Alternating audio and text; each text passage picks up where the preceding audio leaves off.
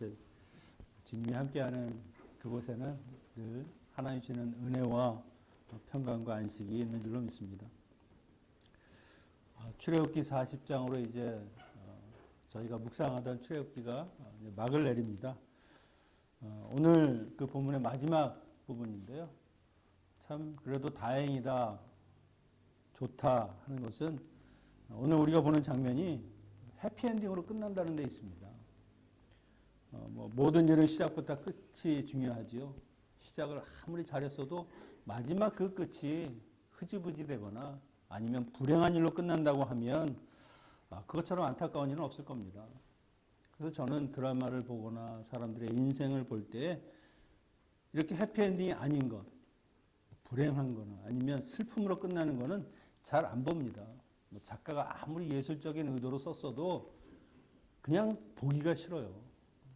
그래도 우리가 살아가는 삶은 늘 하나님이 함께 하시면 결국 그 끝은 해피엔딩으로 하나님께서 선하게 마무리해 주실 것인데 그렇게 안타깝게 끝나는 것을 보면서 그렇게 마음 아파하는 것이 참 마음에 들지 않습니다. 처음에 이 출애굽기 1장은 어떻게 시작했습니까? 애굽으로 내려간 그 야곱과 그 70인의 가족들, 처음에는 굉장한 환대를 받았지만 왕들이 바뀌고 그 요셉의 이름을 기억하지 못하는 사람들이 들어설 때에 노예로 전락합니다. 얼마나 그 시간이 힘들고 어려웠으면 고통과 부르짖음으로 시작하는 것이 출애굽기 1장입니다. 그런데 그 마지막 오늘 장면은 하나님의 임재가 충만한 그 성막에서 하나님의 인도하심을 따라서 이제 광야, 그들의 삶의 목적지를 향해서 첫 발을 내딛는 그런 복으로 가득한 것이죠. 결국 하나님이 함께 하시면 그 인생은 모든 어려움과 난관과 역경이 있다 할지라도 하나님이 그것을 다 헤쳐나가시면서 하나님의 약속대로 하나님 안에서 평강을 누리게 하는 삶이 된다는 것을 우리가 볼 수 있는 겁니다. 룻기도 마찬가지죠. 처음의 시작은 기근으로 시작해서 가족들의 죽음으로, 하지만 나중에는요 풍요와 그리고 결혼, 자녀, 행복한 가정의 모습으로 끝이 나는 겁니다. 여러분, 우리의 인생을 복되게 하시고 우리의 인생을 축복하시고 결국 마지막을 아름답게 장식해 주실 분은 하나님밖에 없다는 것이죠. 세상에 그 다른 것을 아무리 의지하고 붙들고 매달려 봐야 결국 그 끝은 좋지 않다는 겁니다. 오늘 우리의 신앙생활에서 하나님이 무엇을 원하시는지, 무엇을 바라봐야 하는지를 이야기하고 있는데 그것을 한번 같이 살펴보겠습니다. 하나님 말씀하신 대로 이스라엘 백성들, 그 백성들의 헌신과 또 모세의 그 지도로 하나님이 말씀하신 그대로 성막을 지었습니다. 성막의 모든 기물들, 그 울타리와 그 덮개며 이것을 다 지었죠. 그리고 기름 부어 거룩하게 구별해서 결국 하나님이 그들을 성별한 하나님의 성막이 지어졌습니다. 이제 하나님께 이 성막을 봉헌할 때 그들 가운데 하나님께서 임재하시고 영광을 보여주시죠. 34절 35절에 보니까 구름이 회막에 덮이고 여호와의 영광이 성막에 충만함에 모세가 회막에 들어갈 수 없었으니 이는 구름이 회막에 덮이고 여호와의 영광이 성막에 충만함이었으며, 하나님의 임재의 모습은요 하나님의 그 거룩한 영광이 그 성막에 가득했다는 겁니다. 특별히 구름이 그것을 덮었고 모세가 하나님께 그래도 독대할 수 있는 이스라엘 백성 중에 유일한 사람이었습니다. 그 성막에 임한 하나님의 그 영광을 보러 들어가려고 했는데 들어갈 수 없었다는 겁니다. 시내산에서 하나님을 만날 때와 다르다는 것이죠. 이것은 성령의 그 하나님의 영광이 이곳에 충만했기 때문에 모세일지라도 그 하나님의 영광 앞에 설 수 없었다는 것이죠. 원래 인간은 하나님과 늘 마주하고 이야기하고 소통하고 그리고 동산을 같이 거닐면서 그렇게 하나님의 임재 가운데 하나님의 동행하신 가운데 살 수 있도록 창조된 그런 창조물입니다. 그런데 결국 인간의 죄로 인해서 그 모든 것이 다 끊어졌죠. 결국 죄가 있는 모든 인간은 하나님 앞에 설 수 없는 겁니다. 하나님의 임재 앞에도 하나님의 영광 앞에도 설 수 없는 것이죠. 그런데 오늘 우리는 어떻습니까? 하나님의 임재 처소이고 하나님의 영광이 가득한 이 성전에 우리가 담대하게 아무 걱정과 염려가 없이 나와서 편한 자세로 예배할 수 있다는 것은 모세나 아론이 들으면 상상할 수 없는 겁니다. 지성소에 들어갈 때 조금만 뭐가 내가 잘못됐으면 그 자리에서 바로 죽는데 그 두려움과 떨림으로 그 안에 들어가는 그 제사장들이 오늘 우리와 같이 하나님의 지성소에 그렇게 담대히 나갈 수 있다는 그것을 보면 아마 놀래 자빠질 것입니다. 세상에는요, 신분증이 없으면 들어가지 못하는 곳이 너무 많습니다. 거기에 들어가려면 조건이 있어야 되고 자격이 있어야 되고 거기에 맞는 능력이 있어야 그들에게 들어갈 수 있는 자격이 주어지죠. 누구는 들어가고 누구는 못 들어가게 하는 곳, 그래서 사람들이 소외되고 혹은 초라하게 그렇게 느껴지게 만들지 모르지만 그것보다 더 엄중한 이 하나님의 성전인 이 교회는요, 누구나 들어올 수 있다는 겁니다. 여러분, 우리가 이런 은혜를 받고 살아가는 하나님의 자녀라고 하는 것, 그것은 예수 그리스도의 공로로 가능한 것이죠. 그분이 나를 위해서 대신 죽으시고 그 대속하신 그 죽음 때문에 이제는 내 죄가 깨끗하게 사여지고 하나님 앞에서 의롭다, 너는 거룩하다라고 그렇게 인정을 받았기 때문에 하나님 앞에 이렇게 나올 수 있는 것입니다. 인간이 하나님 앞에 설 수 있다는 것, 그것보다 더 위대한 일은 없다는 것이죠.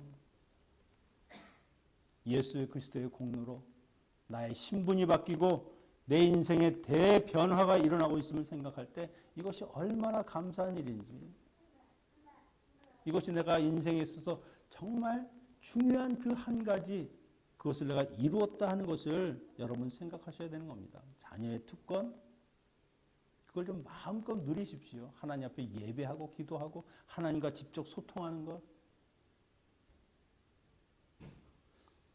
여기에 하나님의 임재를 구름이 가득하다라고 하는 것으로 표현했습니다.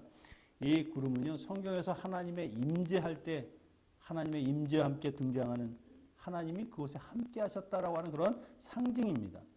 에스겔서 10장 4절에서는요.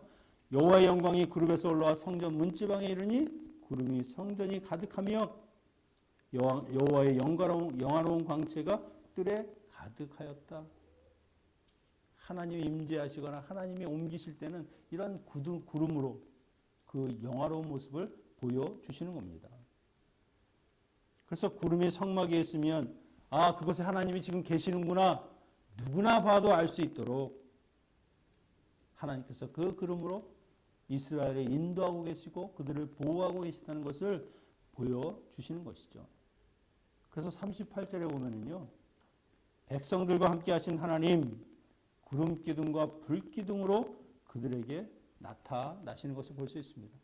이 구름기둥과 불기둥은 또 서로 따로 있는 것이 아니라 낮에는 구름기둥이었지만 밤이 되면 그 안에서 빛이 나오고 불이 있고 그래서 불기둥으로 바뀌는 겁니다. 그것이 항상 같이 있는 것이죠. 이런 구름기둥과 불기둥이 처음 나타난 곳이 어디입니까? 출애굽하고 나서 홍해를 건너기 전 그들을 추격하는 애굽의 군사들이 쫓아왔습니다. 이제는 죽었구나 했을 때 하나님의 이 구름기둥이 앞서가다가 그들과 그 군사 사이에 서서 그들이 다가오지 못하도록 그렇게 막으셨습니다. 그리고 나서도 그들이 이 광야를 행진할 때 낮에는 구름기둥으로 밤에는 불기둥으로 그들을 인도하시고 보호하시는 것을 우리가 볼 수 있죠. 하나님께서는 40년 동안 가나안 땅 거기를 들어가는 그 순간까지 이렇게 함께 하셨습니다. 눈으로 직접 보여주시고요. 아, 하나님이 우리와 함께 하시고 나와 이렇게 함께 모든 과정을 이끌어 가시는 건 하는 것을 그들이 이 구름 기둥을 보면서 깨달았다는 것이죠. 여러분, 하나님은요, 멀리서 우리에게 명령하시고 우리에게 이것 해라 저것 해라 하시는 분이 아니라는 겁니다. 내 삶의 한복판에 함께 하시면서 나를 이끌어 가시고 때로는 나를 위로하시고 격려하시면서까지 하나님은 우리를 하나님의 나라, 하나님이 원하시는 그 목적지까지 이끌어 주시는 분이시죠. 그래서 우리의 삶에 반드시 필요한 것은 무엇입니까? 이 하나님의 임재와 동행입니다. 광야 같은 사막을 지나가는 사람에게 가장 필요한 것은 바로 이런 구름과 불입니다. 그것은 필수 조건입니다. 이 광야라고 하는 사막은요, 낮에는 햇빛이 너무 쬐니까 뜨겁습니다. 그 더위를 견딜 수가 없고 그 햇빛에 타들어갈 정도로. 하지만 밤이 되면 기온이 완전히 바뀌어서 겉옷이 없거나 덮을 것이 없으면 얼어 죽는 그런 추운 날씨가 되는 겁니다. 낮에는 뜨겁고 밤에는 몹시 추운 그곳에서 그들이 어떻게 살아갈 수 있습니까? 아무것도 없는 이스라엘 백성들이 하나님이 낮에는 구름 기둥이 되어서 그 햇볕을 가려주시고 그늘을 만들어 주시니까 그냥 서늘하게 그것을 지날 수 있는 것이고요. 밤에는 그 추위 속에서도 하나님이 불로 빛으로 그들을 인도하시니까 따뜻한 온기를 느끼면서 하나님 안에서 그렇게 쉴 수 있는 겁니다. 또한 약속의 땅으로 가는 그 모든 과정 가운데 얼마나 많은 장애가 있습니까? 그런데 그것도 하나님께서 다 물리쳐 주시고 결국 하나님이 그 목적한 곳으로 인도하시는 것을 볼 수 있죠. 그래서 여러분, 예수님을 우리가 선한 목자라고 이야기하죠. 양들에게는요, 먹을 그 풀과 마실 물이 있어야만 사는 것이 아닙니다. 아무리 그것이 많아도 목자가 없으면 양은 죽는 겁니다. 목자가 있어야 그것까지 인도하고 푸른 풀밭, 그 맑은 물가에서 물을 먹게 하는 것이지 목자가 없으면 양은 절대 거길 갈 수 없습니다. 아무리 좋은 목적지가 있으면 뭐합니까? 가지를 못하는데. 사나운 짐승이 그들을 향해서 달려들면 그들이 어떻게 자기를 방어합니까? 목자가 있을 때 목자가 그 지팡이로 그들을 물리치고 안전하게 보호해 주시는 것이죠. 주님이 그 이스라엘 백성들을 보시면서 하는 말씀이 목자 없이 방황하고 유리하는 그들을 애통해 하시면서 보셨다는 겁니다. 목자가 없는 양, 결국 방황하다 죽을 수밖에 없는 운명을 가진 그런 불쌍한 인생이라고 하는 것이죠. 하나님 없이 살아가는 모든 사람들, 목자 없는 양과 같은 신세입니다. 언제 죽을지 모르는 겁니다. 이스라엘 백성들이 구름 기둥이 되시고 불기둥이 되시는 그 하나님, 그분을 따라간다고 하는 것은 참된 선한 목자, 그분을 따라가면서 그 목자가 인도하는 대로, 목자가 주는 대로 그렇게 먹고 마시는 그런 복된 삶을 산다고 하는 것이죠. 그리고 이 구름은요, 삶의 이정표가 된다는 겁니다. 어디로 가야 할지, 어떻게 가야 할지 구름이 알려주는 것이죠. 이 사막에는 길이 없습니다. 한 번 무서운 폭풍이 불면 아무리 그 사막을 다녔던 그런 행상들이 길을 만들었다고 해도 금세 뒤덮이고요. 순식간에 없어지죠. 거기에 서면 어디로 가야 할지를 전혀 방향을 잡을 수 없는 것이죠. 사람이 사막에서 죽는 이유는 목말라서 갈증 때문만이 아니라는 겁니다. 그들이 가장 두려워하는 그 조바심이라고 하는 것, 그것 때문에 오히려 죽게 되는 것이죠. 방향을 잃으니까, 사막 한가운데 서니까 어디로 가야 할지, 정말 내가 나의 목적지까지 갈 수 있을까 하는 그런 의구심이 드니까 마음이 조급해지고 그 두려운 마음이 그를 죽음으로 몰아가는 겁니다. 더군다나 사막에서 길을 잃으면 그 무더위와 추위 속에서 정신이 혼미해지고 그러다 보면 신기루를 발견했다라고 착각하고 그 뜨거운 사막에서 생명을 잃어버리게 된다는 것이죠. 삶에서도 중요한 것이 무엇입니까? 방향성입니다. 방향성. 내가 지금 어디로 가고 있는가? 바른 길을 가고 있는 것이 맞는가? 엉뚱한 데가 서 있으면서 나는 제대로 가고 있다 생각한다고 하면 그는 절대 목적지에 도달할 수 없는 것이죠. 그런데 구름기둥과 불기둥이 되시는 그 하나님이 그들을 앞서가시고 인도하시니까 다른 것 없습니다. 그것만 쫓아가면 하나님이 가장 선한 길고 가장 좋은 길로 인도하신다는 것이죠. 우리의 이 척박한 광야 같은 삶 속에 그늘이 되어주시고 따뜻한 바람이 되어주셔서 우리를 안전한 그 약속의 땅까지 인도해 주실 그 하나님, 그 하나님이 우리를 위해서 사막에 물도 내시고 길도 만들어 주시고 햇빛도 가려주시면서까지 우리를 이끌어 가시는 겁니다. 그것보다 더 복된 인생이 어디에 있습니까? 이 세상의 그 누구도 하나님을 대신해서 우리를 인도할 수는 없는 겁니다.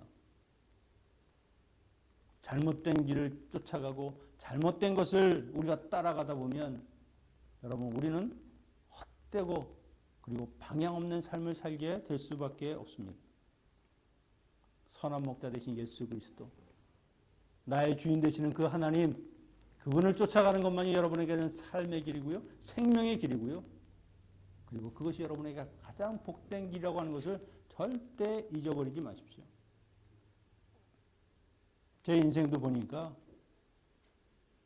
처음에는 목자 없는 양같이 그렇게 살았다가 그래도 하나님 만나서 하나님 쫓아가면서 그렇게 살았더니 그 하나님이 복을 주시더라는 것이죠.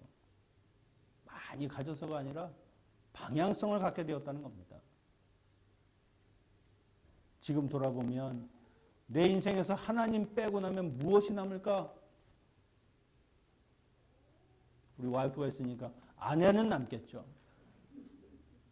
그러나 아무것도 아닙니다. 의미가 없는 거예요. 여러분 인생에서 한번 하나님을 빼고 내 신앙생활을 다 빼고 나서 내가 무엇이 남는가 한번 따져보십시오. 그 남은 것들이 다 결국 의미 없고 헛된 것이 될 뿐이라는 것이죠. 하나님은 구름으로 이렇게 충만한 하나님의 임재와 영광을 보였습니다. 그러면 이제 이스라엘 백성들은 어떻게 살아야 하는 것입니까? 전에는 자기의 주인이었던 그 애굽 사람들의 말을 들으면서 그 말만 듣고 그대로 따라가면 먹을 것 생기고 그래도 사는 것은 유지가 되었습니다. 이제는 그들이 없죠. 광야 한복판에서 오직 하나님 바라보고 사는 것, 그것만이 그들에게는 살 길이라는 것이죠. 여러분 우리의 주인도 바뀌었습니다. 옛날에 이전에 내가 세상에 살 때는 세상의 것, 세상에 있는 다른 것을 내 주인 삼아서 혹은 내가 나의 삶의 주인이라고 생각하고 그렇게 살았는데 이제는 하나님이 나의 주인 되십니다. 예수 그리스도가 나의 중심이 되시고 내 삶을 인도하시는 분이 되었죠.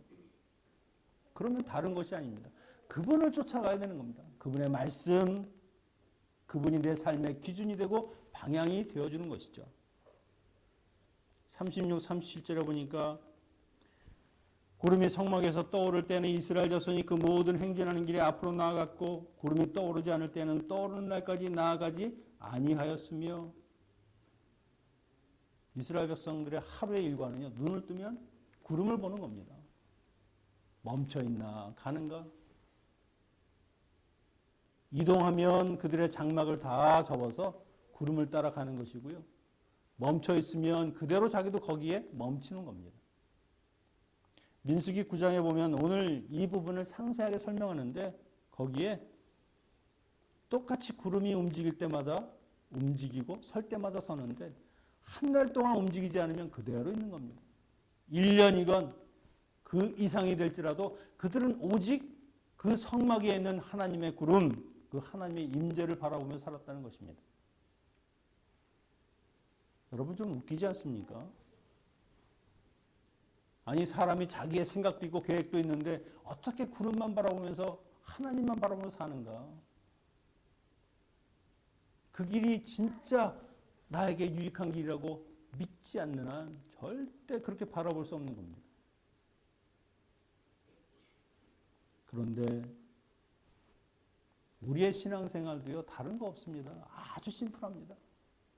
하나님이 가라면 가고, 하나님이 멈춰서라면 멈춰서고, 그것이 우리의 삶의 정답입니다. 두 가지 중에 하나입니다. 그렇게 하지 못하는 이유가 무엇입니까? 내 뜻이 더 좋아 보이고, 하나님이 원하시는 것을 분명히 알겠는데 그렇게 하기는 싫고, 어떻게 하든 내 뜻대로 좀 해보려고 하니까 그 말씀에 무릎을 꿇거나 그 말씀을 따라가지 못하는 것이죠. 근데 결국은 끌려가는 겁니다. 그 말씀들은. 이스라엘 백성들에게 훈련하는 단 하나, 하나님을 따라가느냐, 하나님을 따라가지 않느냐. 우리의 신앙도 하나님을 쫓아가느냐, 쫓아가지 않느냐, 그 차이밖에 없다는 겁니다. 어떤 분은 그때는 사막이니까 선택할 게 뭐 있냐, 하나님 안 따라가면 죽으니까 그 길로 갈 수밖에 없지. 지금은 사막도 아니고 우리가 선택할 수 있는 게 얼마나 많으냐. 과연 그럴까요? 상황이 달라졌어도 똑같은 겁니다. 하나님을 따라가거냐, 아니면 그 외에 다른 여러 가지 선택 중에서 하나를 내가 골라서 그렇게 살 것이냐. 그때는 오히려 구름기둥과 불기둥으로 눈에 보였죠. 지금은 안 보입니다. 눈만 돌리면 하나님보다 더 나은 것들이 굉장히 많아 보입니다. 그것이 더 매력적이고 미혹적이고 결과는 똥이랍니다. 하나님을 따라가는 백성들은 사는 것이고 하나님을 따라가지 않는 백성은 죽는 겁니다. 비록 지금 우리 눈에 보이지는 않지만 분명히 하나님은 우리와 함께 하시고 우리의 삶을 인도하신 것은 분명합니다. 다른 것이 있다고 하면 그때는 구름기둥으로 확실하게 보여주셨지만 지금은 말씀으로 우리를 인도하시고 성령님께서 내주하셔서 그 말씀을 깨우쳐서 우리로 하여금 말씀에 순종하게 하신다는 그것이 틀리다는 것이죠.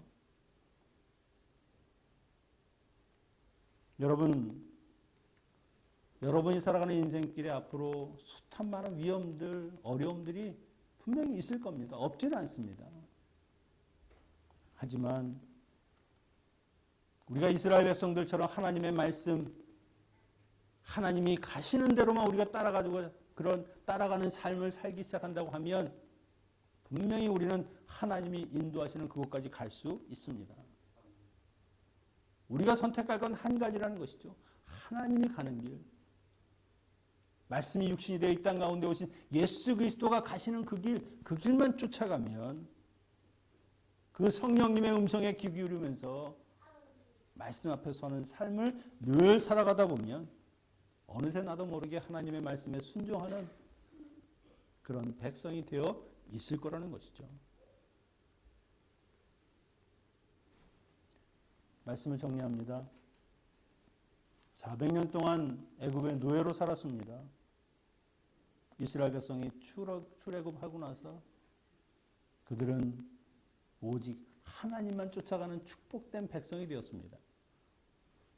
어디로 가야 할지 갈 바를 모르는 그들에게 하나님이 임재하시고 영광으로 보여주시고 걸음걸음마다 하나님이 그들을 보호하시고 인도하셨습니다.